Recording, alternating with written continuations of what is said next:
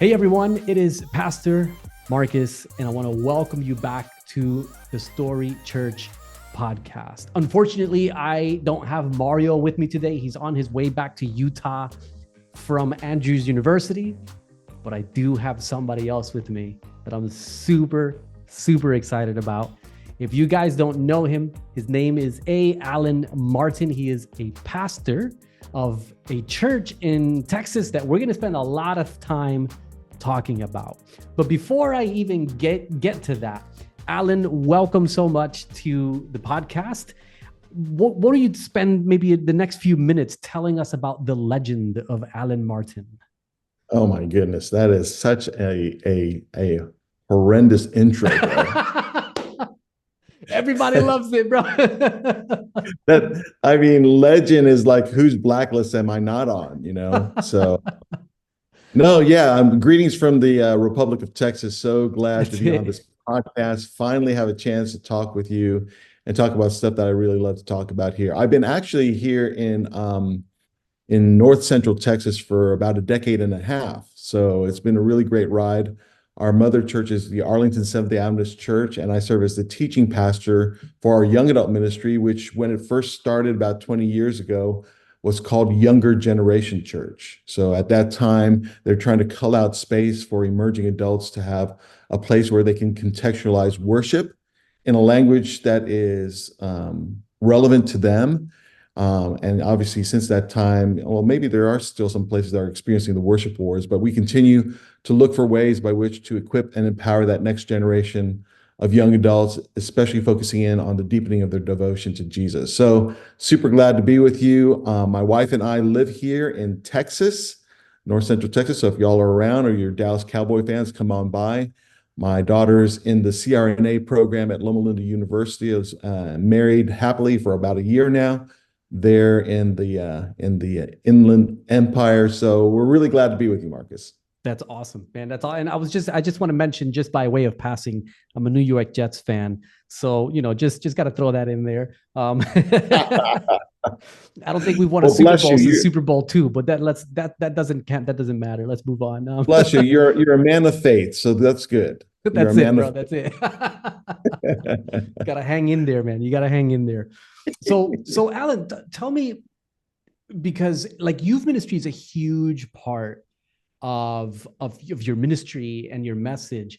What got you into that space? Like, did you always want to do that when you first started out in ministry, or is it something that you didn't plan on? Yeah, like what led to that being the thing that you've been working on all these years?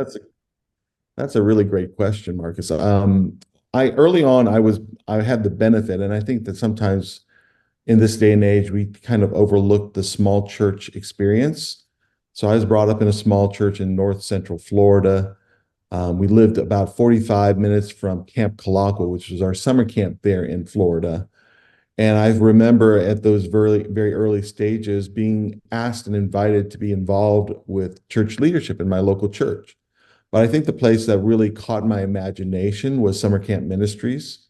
It was pretty astounding to me that for just 1 week, we could see the transformation of young hearts by young people, young adults. It was the young adults that were the boys and girls director, the counselors, the individuals driving the ski boats and doing the activities. And in that time frame of just 1 week, we saw many of our cub campers or teen campers give their lives to Jesus. And I think it's in that kind of nature experience in the midst of youth innovation that I said, man, I don't imagine I would want to do anything different. And I remember quoting this to some of my staff members. We're old alumnus now of Camp Calaqua, but he said, summer camp was where I learned that loving Jesus was the best thing I could do with my life. And so that's where it kind of sparked for me. I went with that into my high school years, my college years. And then when I went into my graduate work, one of my pet research topics that I really focused a lot on is, with our church in particular, the Adventist faith community, why are young people leaving? What is it that is causing this drift for young people when they head into their young adult years. And so it's kind of stayed with me, and it's kind of amazing to me. We're at this stage in my career, and I'm still talking about this because, friends, I am no longer a young adult. Just in case you're wondering, I mean, the Filipino blood keeps me looking a little bit young, but those days of summer camp are long gone, but that passion's still here. That's awesome, man. That's awesome. And by the way, I relate to you, man. Um, Contrary to popular belief, I'm nowhere near young anymore. I'm actually not this year. Next year, I reached the big 40. I turned 40. So Right. so my kids don't think I'm cool. I'm definitely not young and hip by any stretch of the imagination. But I relate to what you're saying though, because there's an energy and a beauty on on being a mentor and a voice with the Yeah. younger generations that is energizing and exciting, and just something like once especially if that's your calling and that's your gifting, is something you love, like you just can't think of doing anything else. So I completely relate to you there, man. And the good thing, as I'm sure you already know, is what was it, the growing young research, they said warm is the new cool. Yes, You yes. remember that? Yeah. So, You, like, for look those at of you you who are quoting listening from who the don't know what that research. is, it's like warm Man. is the new cool. So Yeah. if you're a warm person, you have a genuine heart, young people love you, man. That's it. The part that I want to share to emphasize that is I've been really encouraging individuals that are adults. Well, let's not get swayed by the cultural mesmerism by youth culture. We're not looking to be cougars. We're not looking to make ourselves look 20, 30 years younger. And in our church, quite honestly, the research is showing that the next generations are looking for individuals that have wisdom, that have discernment, that have experience. Mm. And although there's various things that create obstacles to that, I'm encouraging our adults, we don't want you to be young at heart. Don't be young at heart, okay? Be an individual that understands, hey, I've seen a couple of things, I've lived my life, and now I'm going to let that next generation stand on my shoulders to see things and do things that I could never do on my own. So, yeah, shout out to all of us, senior citizens out there. That's it. We have something to contribute to the kingdom that is just so important, integral to these next generations. Absolutely, man. I mean, look, I can think of my own journey. It's crazy because to me, it feels like it was just yesterday. Even though I'm turning 40 next year, it feels like just yesterday I was a teenager at my local church in New Jersey. And thinking back to that time, there were certain people, three people in particular, who were so instrumental in my faith formation, in shaping who, my relationship with God and who I eventually became. All of them were old. Like none of them were young and cool, Sure. skinny leg jeans. I mean, those didn't exist back then, and they're out of style now too. I get it, but I'm a millennial. I'm sticking with the skinny leg. I don't care what does that say. All right. So, but yeah, like they were older people, and look, two of them have passed away already. Yeah. And it's very painful to hear about their passing, especially because I've been gone from there for so long, so haven't seen them in many years. But yeah, like I'm thinking back and I'm like, it was the warmth, right? The genuineness, the approachability. Like, here's a person that I can take off my mask and their love and acceptance doesn't diminish. Like that is what made their ministry to me so powerful. I don't even think they thought of it as ministry. I think they were just like being humans, So I love your encouragement. And for everyone listening, it doesn't matter how old you are. If you're genuine at heart, you have warmth of spirit, Christ-like character, that goes so far with young people. So Alan, I got another question. I'm floating around in the back of my head. You mentioned earlier Arlington Church, sort of the mother, and then younger generation emerged from that. How long has younger generation church been around? Because I'm pretty sure I saw you guys did was it a 20-year anniversary? Yeah. Look at you, man, keeping up with us here. I'm keeping up with the greats, bro. Oh man. Yeah, no, it's a great story. The senior pastor of Arlington Seventh-day Adventist Church back at the turn of the century was really trying to say to his congregation, we need to create a space for that at that juncture, the young millennials for them to contextualize their experience and so forth. So he made this declaration, as any senior pastor who has a good rapport with their congregation can get away with it. He said, listen, this middle section right between our two services that we've been kind of utilizing for Sabbath school programming, we're turning that over to the young adults. So back in 2004, the young adults of that time began to shape and form a worship service, which was called Younger Generation Church. Now, it wasn't a church plant. It wasn't a church within a church, although that was the language of that time. It was really just the formation of an opportunity for young adults to speak, worship, praise in a language that meant something to their peers. And has continued to this day. And I shared in the recent 20th anniversary, listen, those of you that were with us, and many of them are still with the church, many of you that are still with us that started Younger Generation Church, you're not young adults any longer. But there is this responsibility that you have to this next generation, this Gen Z or the Alpha generation or the Gen Zoomers, whatever you want to call them, whatever you want to label them. Yeah. This next generation is relying upon you to cultivate space, safe space, sacred space for them to express and experience and encounter God in a way that really means something powerful to them. And part of that happens through us embodying who Jesus is. And so a favorite tagline for us at our worship services is to be Jesus BYG. The encouragement for us is that church is not enclosed in four walls. Church is who we are as we encounter people in our everyday walk, on our campuses, at your cubicle, in the midst of the community. And that's kind of stuck with us over our time. And yeah, we were delighted to spend just a couple of weeks, it feels like a couple of weeks ago, just this past summer, to celebrate 20 years of Younger Generation Church. And I'm still gainfully employed. So the younger generation still let me preach from the pulpit. And yeah, it's a really great blessing. But the part that I think is super important to this is that any church can have a younger generation as part of their experience.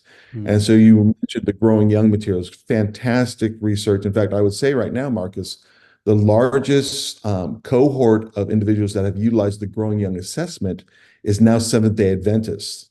At one juncture, there was a small pocket of us that was a part of that research when it first started.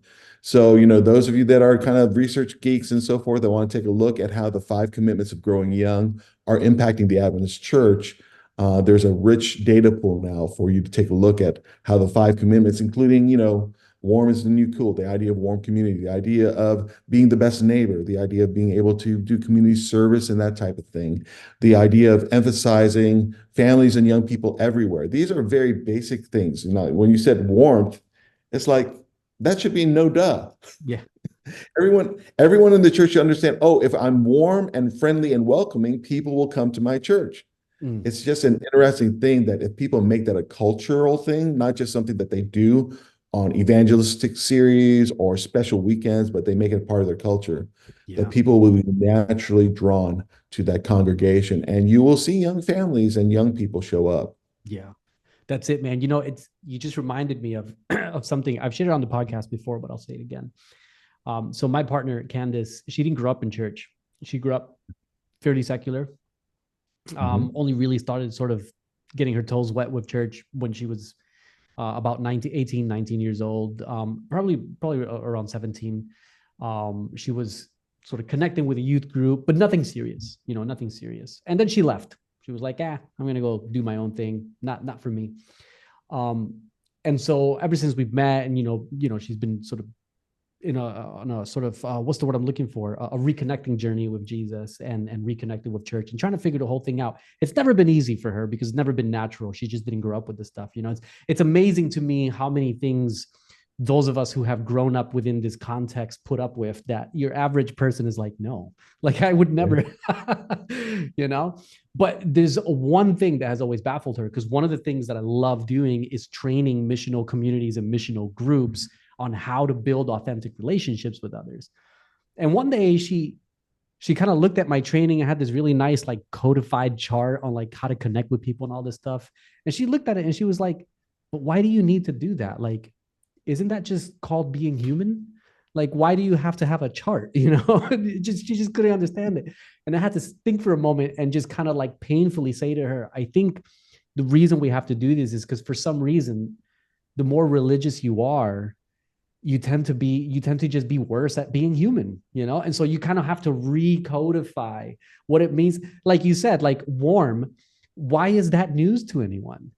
I don't know, but it is. Like, we're so bad at it, right? So it's like we need someone to come in with research and say, be warm, guys, and just remind us, let's be human again, and let's Yeah. connect. And I think part of that is because we tend, when we're, within religious communities, we tend to put ideology over people. And so we justify all kinds of bad behavior toward people so long as the ideology is elevated. And what Jesus calls us to is people. Like, this is what he did. He was constantly serving. The ideology is in how we treat the people. So, anyways, I don't want to get all philosophical here, bro. Let me.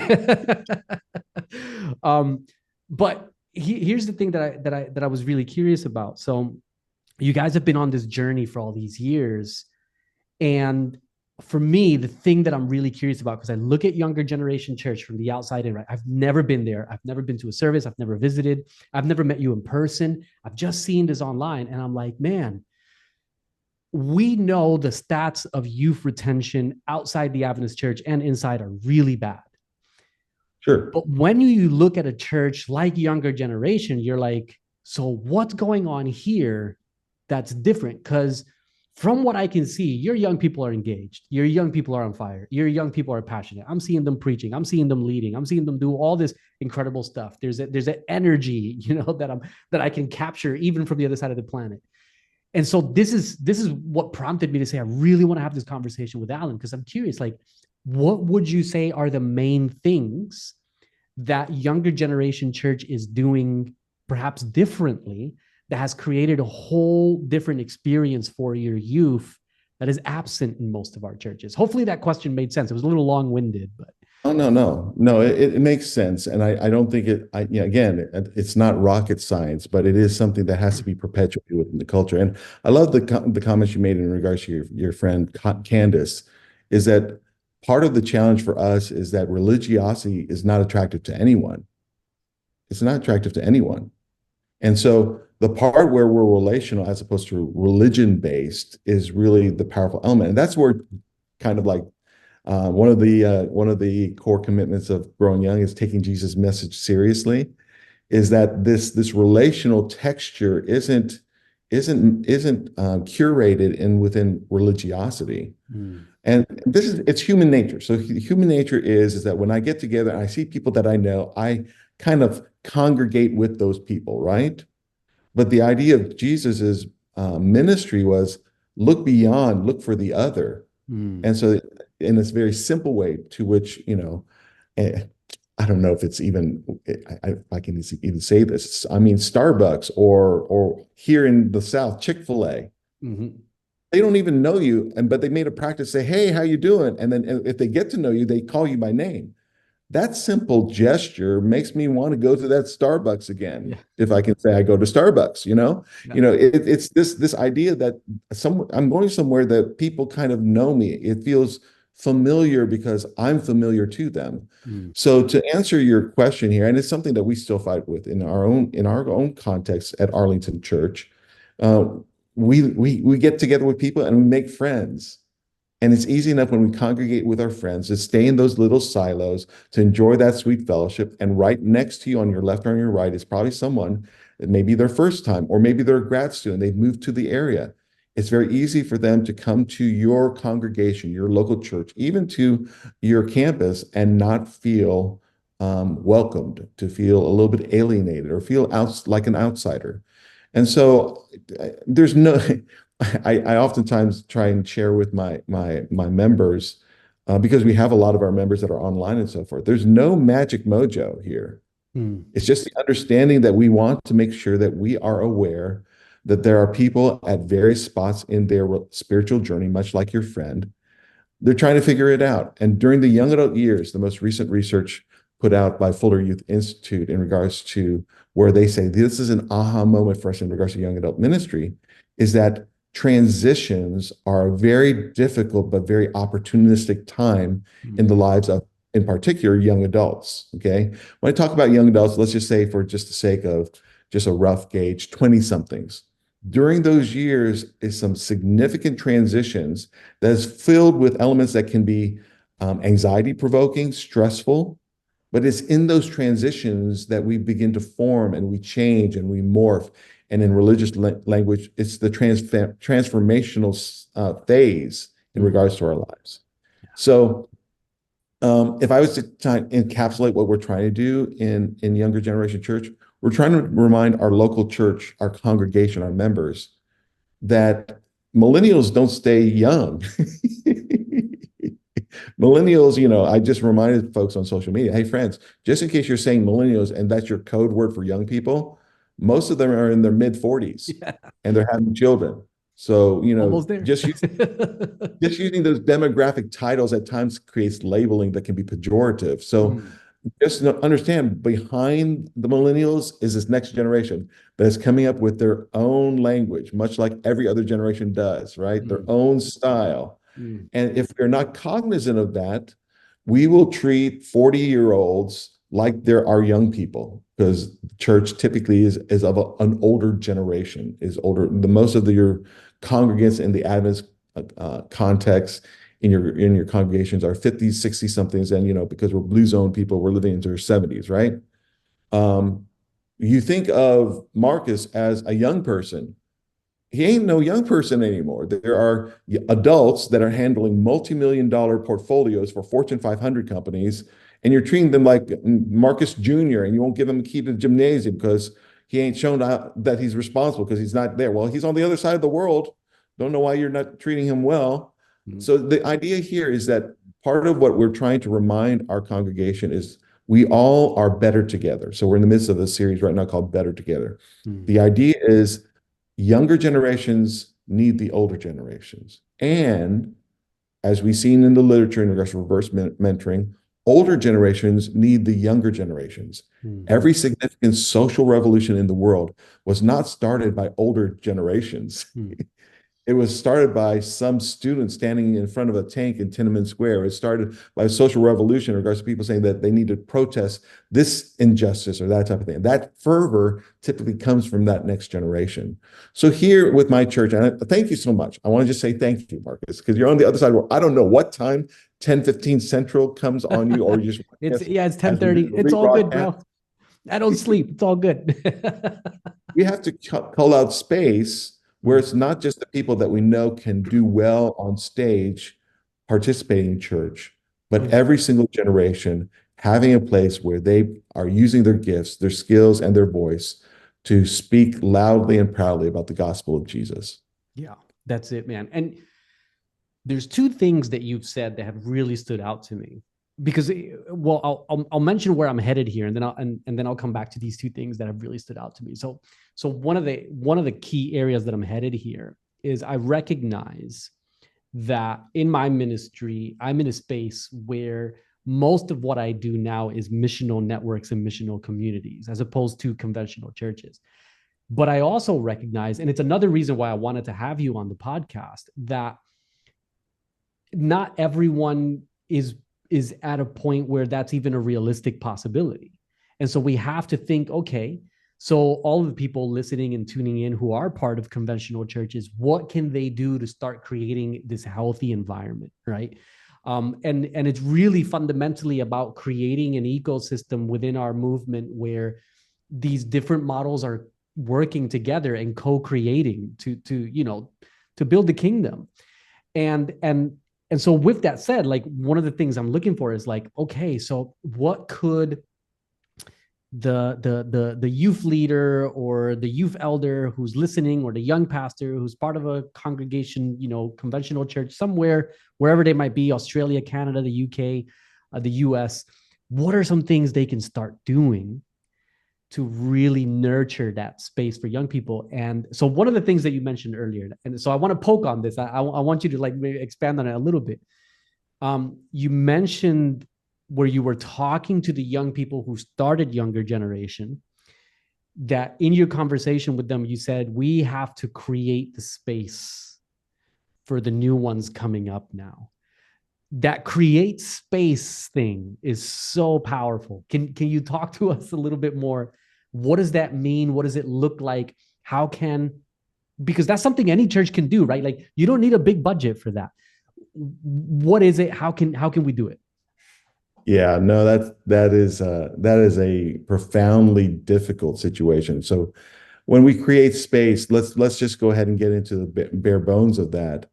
Ron Heifetz, who's a leadership guru, has this great quote in the midst of the work that Growing Young is doing, and it says, "People are not so much afraid of change as they fear loss." I'm kind of paraphrasing it a little bit, but Mm-hmm. people are not so much afraid of change as they fear loss. And so the challenge is that when you create space for a new generation, that means that someone has to give up something. Someone has to sacrifice something. Someone has to give up a little bit of their position or a little bit of their power or a little bit of their influence. And doggone it, we like it the way that we like it, right? Yeah. And so when young people come in, they don't have previous experience. They innovate, they create. Their language is different. Their mode of worship is unfamiliar to us. And so part of the element that I think is important, which was super valuable for our particular faith community when it first started, is that we didn't consider ourselves an institution. We considered ourselves a movement. Mm. Well, for you, Marcus, it's important for your family and for your children to have stability, right? You're not trying to move them left, right, here, there. You're not trying to say, okay, well, you're going to school here, but then next week you're going to this school here, or we're going to change out your friends. You're trying to create stability, which is super important, super valuable, right? So the church as an institution or with older generations, it's important to have stability, consistency, and we get used to institutions which we can manage. Well, in the midst of that, that creates a great foundation, but it can stifle creativity. If you decide to move the hymns before the prelude, people will lose their stuff, right? If you start moving, when you talk about conventional churches, and I think the part that for us is that when we talk about churches, we stopped looking at the first century model and we looked at the management of buildings, which is kind of our modernistic mindset that we got stuck with in our Adventist culture. Well, if we are typically looking historically at what Adventism has been, it's been this movement that had the dexterity to share new ideas, to do revolutionary things that allowed us to have a prophetic voice in the 1800s. Okay. So where is the space? Okay. Where is the space? And we're going to get to nuts and bolts of it. Where is the space in Adventism in the 21st century to be a movement, to have the dexterity? And I'll tell you this right now, even though, it may not be highlighted in most of our periodicals, the vast majority of our missionaries are student missionaries. Vast majority of individuals that have the dexterity to say, hey, you know what? I'm going to take a gap year. I'm going to serve with this particular agency to make a difference in regards to the food insecure.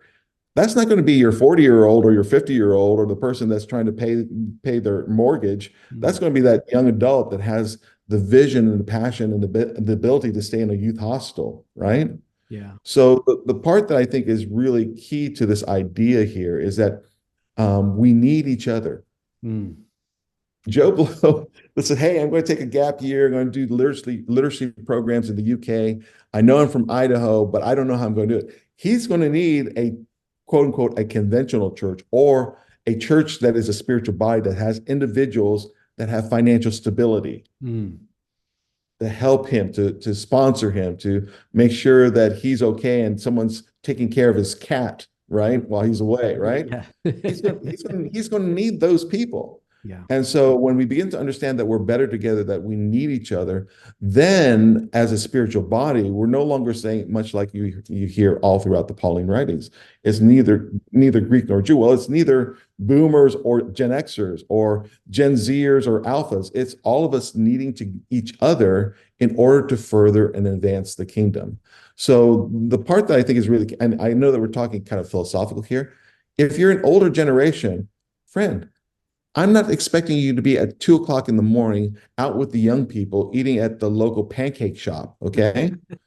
All right. You probably don't want to do a 24-hour lock-in with the teenagers, right? Okay. However, you can say to that youth leader, that college student or that youth pastor, hey, listen, you go ahead and go play laser tag at 2 o'clock in the morning. Just bring me back the receipt. Yeah. Right. Yep. Okay. And then another place where, to just get to the bare bones of it, many of our older generations have families and they've established their lives so that they have a home. I know that's becoming less and less possible for newer generations, but many of us have a home that we enjoy, much like I have this place here. And well, if it's just me and my wife, we're empty nesters here. How do we open up our home? I know that when I was a college student, I would have died for a living room where I could just hang out on the weekend. Mm. And that's, you were speaking about your mentors. That's what happened for me when I was in high school. I was a dormitory student staying in a cell block all week long while I was at the academy. Yeah. And one of the local teachers says, "Hey, come over and you can have supper with us and just hang out on the weekends." And just opening up your living space to include that next generation is such a blessing for individuals. And you just don't think about it, or quite honestly, you haven't built relationships with anyone that's outside of your generational friend group or cohort. Mm.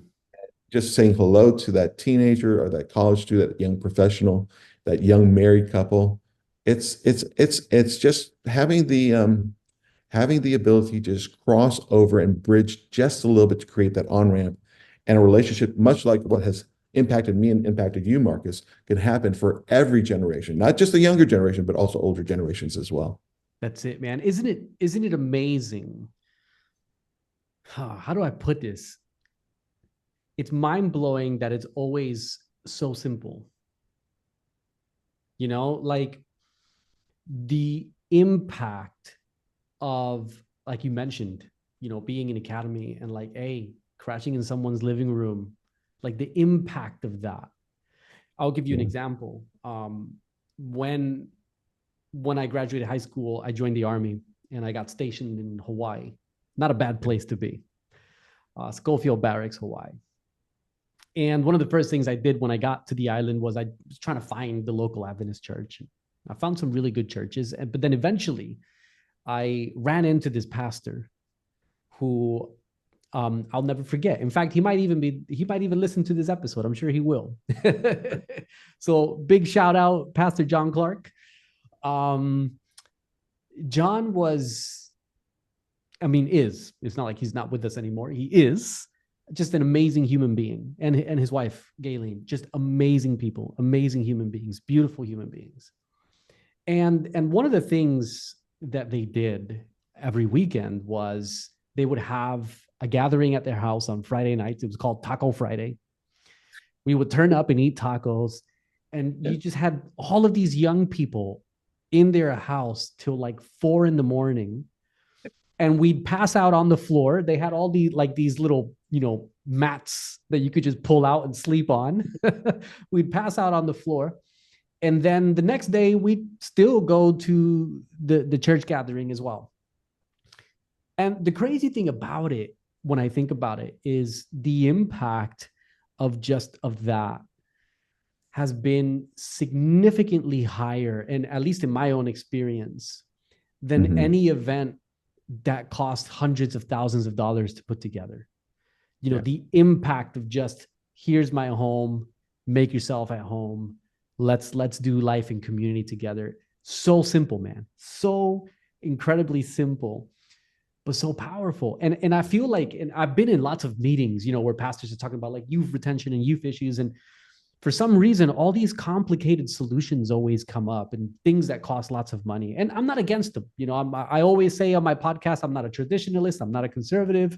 I'm a bit crazy. So, I'm not against anything that's a bit wild, but I'm also familiar enough to know that it's always the really simple things that move the needle, those relational connection. And that's the second thing that really stood out to me that you were talking about, like what's been happening with younger generation church, is just that deep emphasis, as you described it, we're better together, right? There's this intergenerational, co-creational just energy throughout the whole congregation. And it's like, did it cost you $1 million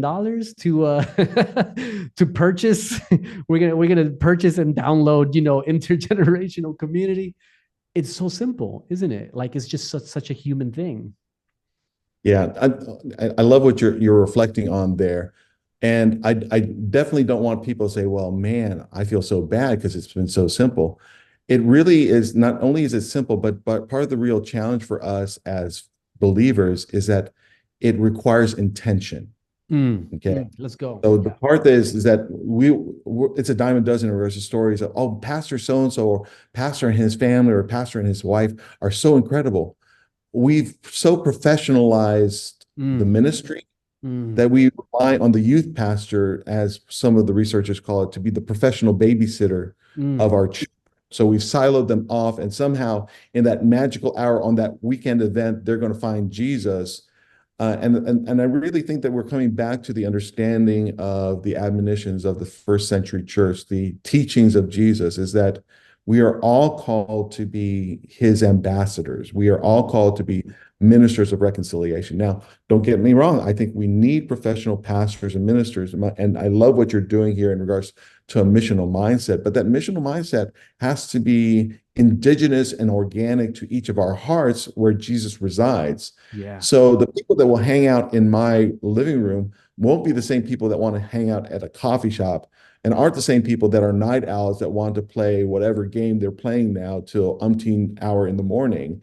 And so in whatever skin you're in, there is an opportunity with that community, with the people that are building community in the midst of gaming, or in the midst of coffee shops, or connoisseuring, foodies, or whatever it is. You have the capability to contextualize it and discover individuals, Christ followers or not, that are Mm, looking to belong, that are looking for community. One of the icons of the research that we've collaborated with Fuller Youth Institute about is that no matter what age, but in particular our young people, and I know that globally young people means a variety of things. So there's a variety of groups that are part of young people. So there's the adolescence, which is typically the teenage years, pubescent years. And then there's what in the research is called emerging adults, which is what I call developmentally the post-high school through pre-parenthood years, the years where there's significant transitions, which some of our researchers call the 20-something decade, the defining decade, right? mm, So in that large swath from teenagers to 20-somethings, there is this real need for identity, belonging, and purpose. Those are elements that are in very formative stages that are beginning to develop. For young adults, it's a differentiation from what their parents did or their parents' identity to their own identity, right? And it's during these years, if the church is absent from that, right? If the significant church members don't create positive momentum building spaces, but create spaces of judgment mm, and derogatory remarks, no matter how satirical or meant in fun it's meant, you said it yourself.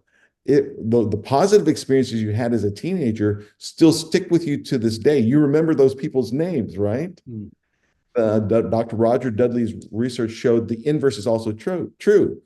And it's shown and also in the Barna research, is that those judgmental places, when the person said something sideways about what you were wearing or whatever, you remember those. And unfortunately, we generalize in the same way on the inverse. So mm, if you had a positive experience with Pastor John, man, you say, Adventist Church is a pretty good place. mm. I love what I'm experiencing here. So you generalize to the entire denomination, the entire faith community. They're pretty good people. Dr. Dudley also shares as a precautionary tale, as he looked at very early on in the 1950s, teenagers rejecting religion. He says the same is true. A young person that experiences some type of judgmental, condemning, or shaming experience in the church, and you may not even be the pastor, just simply by you being an adult, they think you are the church. Mm. For those very formative years, our young people years, teenagers, and also emerging adults, they say, man, I don't know about this Adventist denomination, Yeah. just from that one interaction. Yeah. So I think that there is this real need for us to understand words matter. Mm. And sometimes even our nonverbals. I don't know if anyone's experienced this, but I hear story after story where a young person said, the person didn't even say anything, but they gave me that look up and down. You know that look up and down? When they look at Mm. you at the top of your head and they look at you down to your toes. I'm Latino. And I'm very familiar with the up and down. and it's not a look of approval. It's Yeah, not a yeah, look of not at all. right? So our words matter, our actions, our nonverbals matter. And that's when when you were talking about the commitment of warm community, the idea that warm is the new cool, is that you don't have to be super hip, and please don't try and use their language. No, please don't. Come on, you guys, just don't do it. It didn't work for the millennials. It's not going to work for Gen Z. I don't. If you don't know what Riz means, it's okay. It's all right. Don't say it. Don't try to do their language. All right. But in your own organic way, if you can represent the acceptance of Jesus to them in the simple ways that is you. Don't try and be someone that you're not. Yeah. They resonate with it. I resonated with it. You resonated with it. It hasn't changed, although we have demographic labels for each one of these young people cohorts. And that's the part where I want to really encourage people is that if we begin to look at the reality for folks, programming is wonderful. It gives us, and I tell my folks all the time, I'm not against programming. Programming is wonderful, but it is simply an excuse for us to love on people. Okay. So have a shindig, have an international day, have a God encounters, have an evangelistic meeting, whatever it is whatever you want to call it, whatever it is, have it, but use it as an excuse to just love on people. Yeah. So I want to get to this point about money. It all costs money. Okay. All right. So let's not fake ourselves out that it doesn't require financial support. But I'll tell you this right now, you can tell pretty quickly if you look at the books of any local church, any conventional church, what they believe in by what they put their money in. Absolutely. Okay. And so $1 million or $10 or whatever, or just, hey, listen, I'm going to pay for your meal today. It's okay. That's no big deal for me.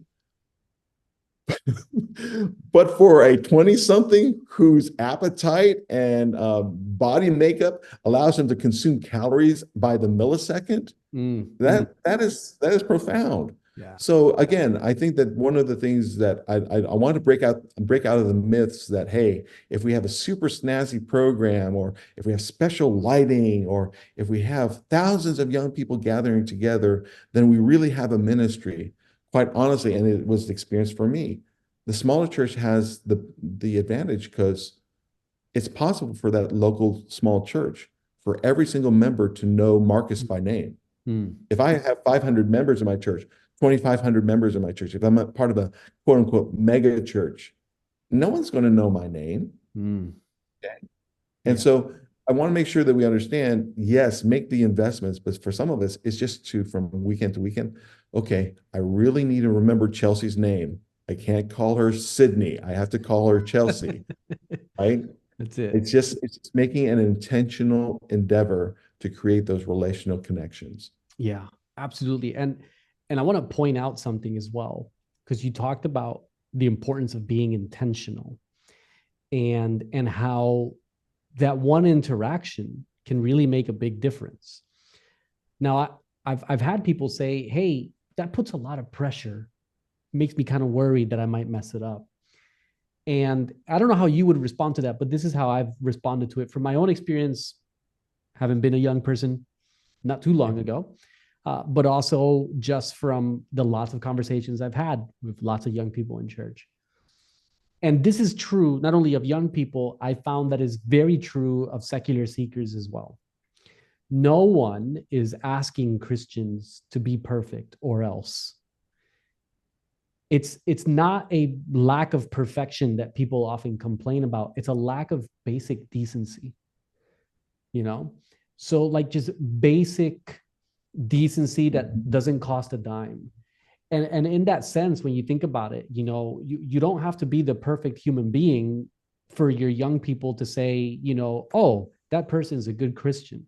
You can be imperfect, but if you're genuine, if you're sincere, if you're the kind of person who recognizes your scars and you hold a seat of honor for others who have their scars, then you will create that warm environment that young people are looking for.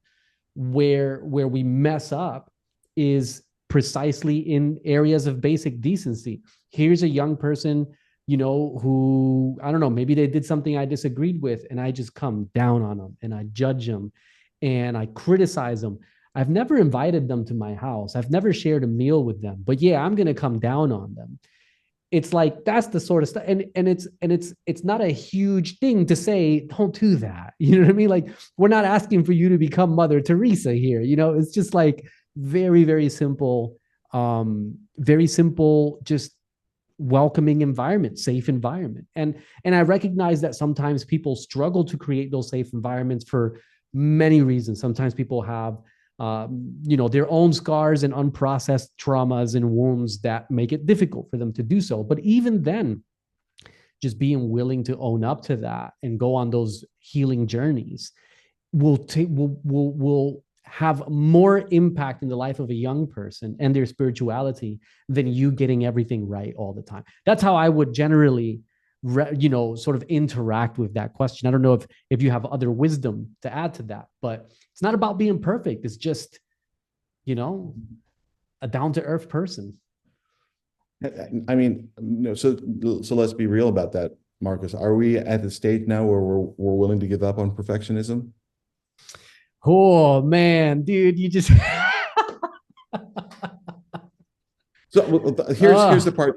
Here's the part without opening up, another can here, is that I know that there was an era where perfectionism was really kind of the creme de la creme in regards to our faith community.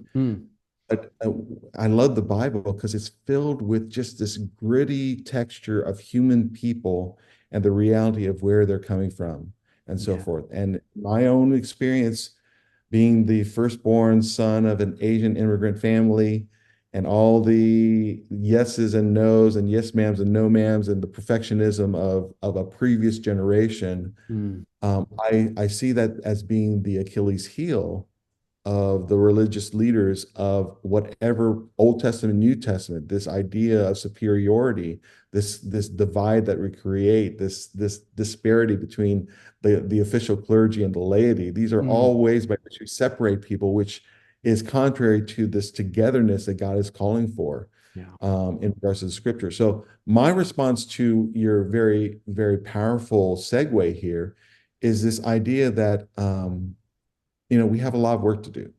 If I can accept that I can't save myself and that Jesus did it all, it's super humble.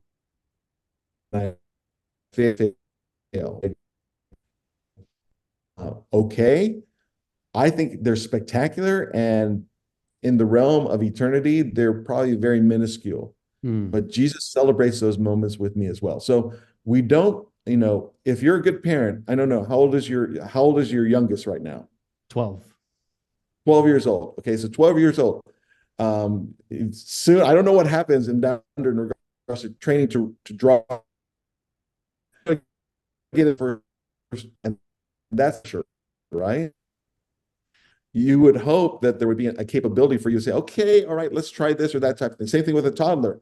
The first time that toddler tries to walk and they don't get the steps right and they fall down, we don't bear down on them and criticize them. We say, okay, just get back up. And I think that if we begin to understand, I think your theology probably changed when you became a parent, right? It began to morph into some other understanding of how God is.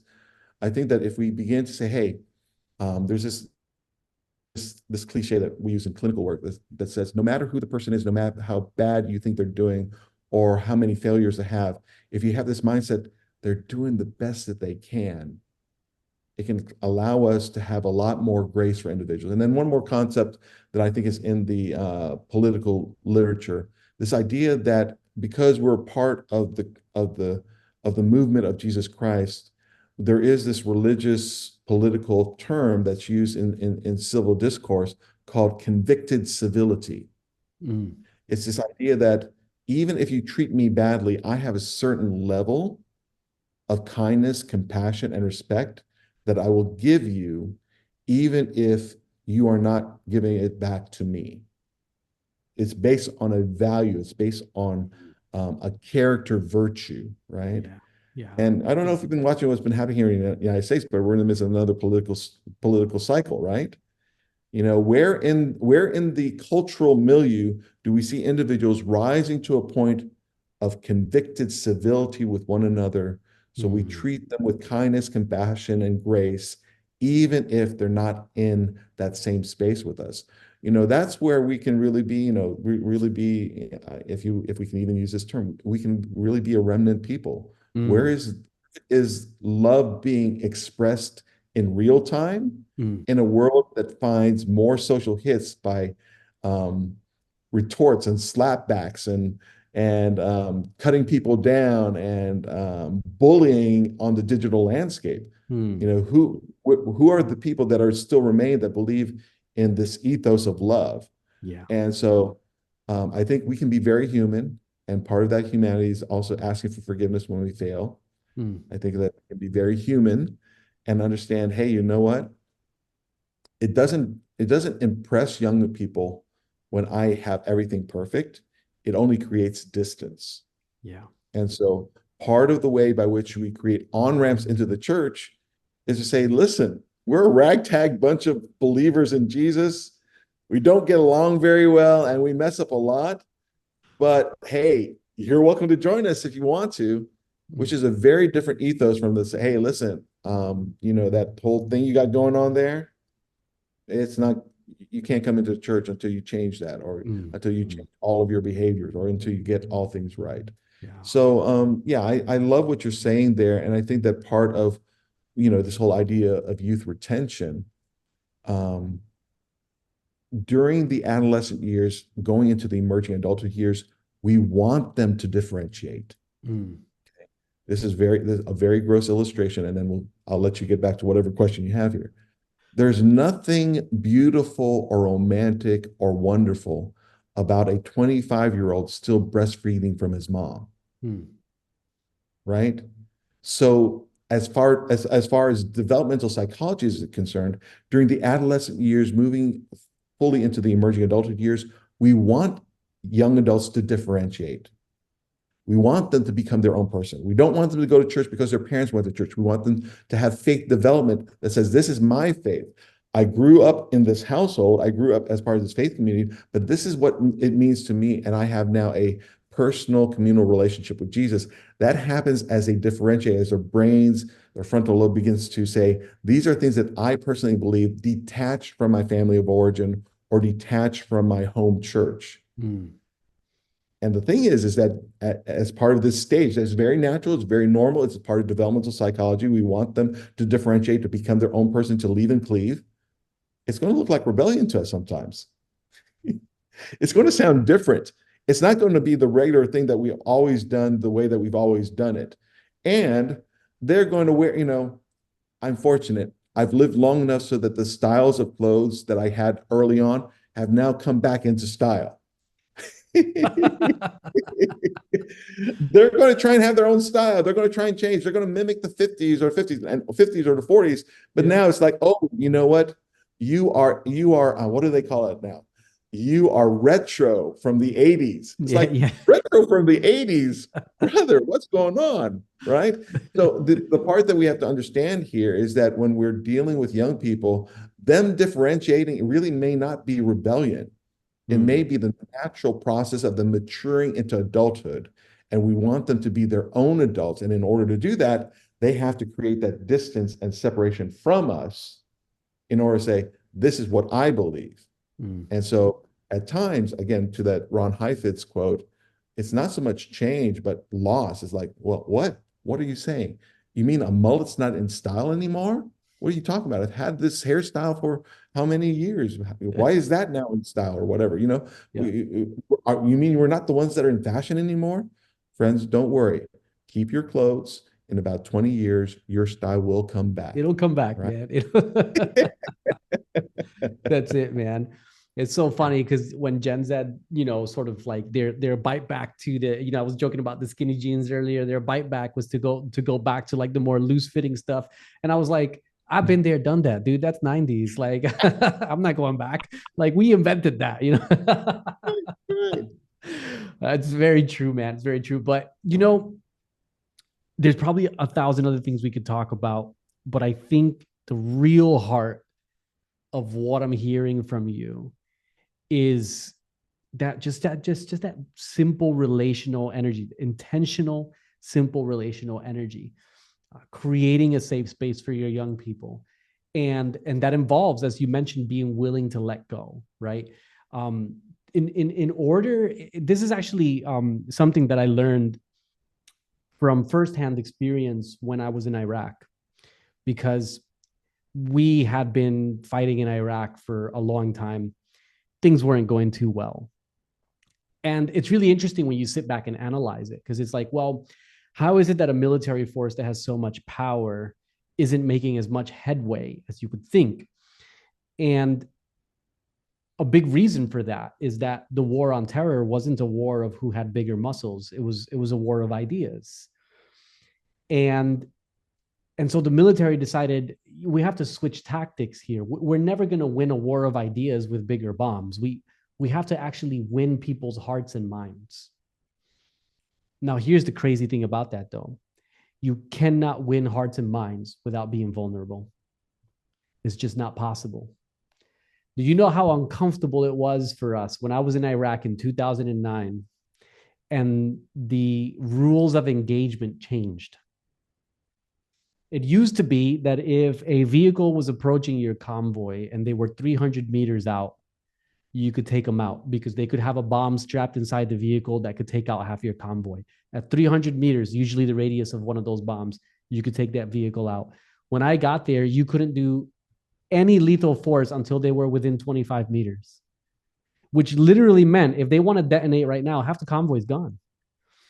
But the rationale was we can't just keep driving around this country shooting people because we feel unsafe.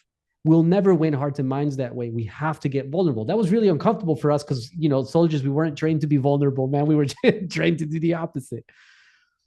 And the reason why I'm sharing that is because I find that it's literally the same in ministry. Like, if you want to win the hearts and minds of your young people, you have to get vulnerable. You have to let down the walls. You have to let go of control. You have to hand some keys over. You have to create a culture where it's like, hey, I'm not going to flex my muscles and stay in power here. Like, let's let the fresh wind blow. And if you're worried that it might destroy everything you've built, this is where the power of mentorship is so essential. No one is pretending that young people don't need mentorship and don't need guidance. They certainly do. And if we can have healthy mentorship and healthy guidance, we can work together. Co-creation, man. That's another one of the probably big takeaways I have from this conversation.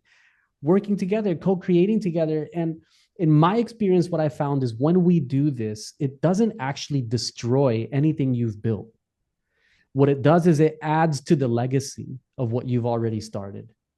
Yep. And that's what we want, right? We want to add to the legacy of what the older generations have already begun. We want to build on that into the future. And if we hang on to it, that's what actually destroys it.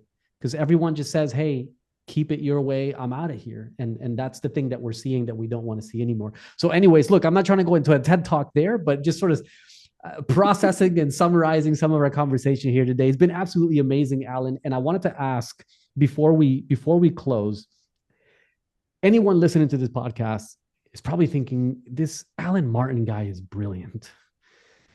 I need to know more. I need to learn some more. And younger generation church sounds amazing. I want to visit. How can people learn more, see more, experience more with yourself and with younger generation church? Yeah, I really appreciate those kind sentiments. I kind of cringe in regards to that because I think that we're in a learning process here. But hey, we're happy for folks to come along and find out a little bit more about us. You can find us on Instagram at YG Church. So that's pretty simple in regards to that platform. And then on the regular web, which some people are still on the regular web, it's ygchurch.com. So we'd love for you to join us either online or in person whenever you guys get a chance. And I do want to say, because I think we've referred to a couple of research bases that are super important, super valuable.